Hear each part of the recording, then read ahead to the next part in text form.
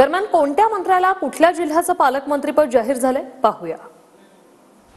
पालकमंत्र्यांची यादी जाहीर।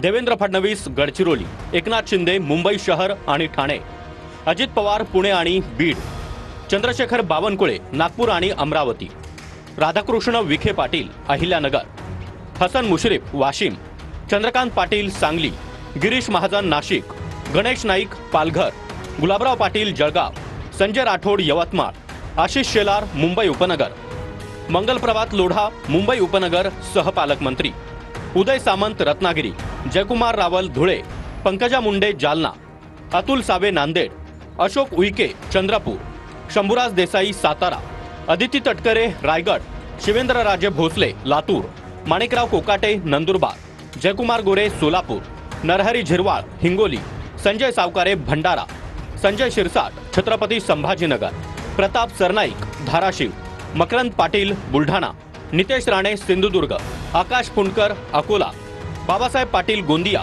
प्रकाश आबिटकर कोल्हापूर, माधुरी मिसाळ कोल्हापूर सहपालकमंत्री, आशिष जयस्वाल गडचिरोली सहपालकमंत्री, पंकज भोयर वर्धा, मेघना बोर्डीकर परभणी। मंत्रिपद मिळालं मात्र पालकमंत्री पदाला हुलकावणी। मंत्री भरत गोगावले कुठल्याच जिल्ह्याचे पालकमंत्री नाही, तर अदिती तटकरे रायगड जिल्ह्याच्या पालकमंत्री।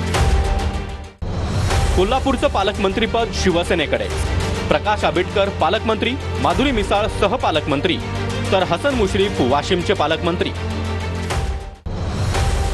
मुंबई उपनगरचं पालकमंत्रीपद भाजपकडे, आशिष शेलार पालकमंत्री तर मंगलप्रभात लोढा सहपालकमंत्री।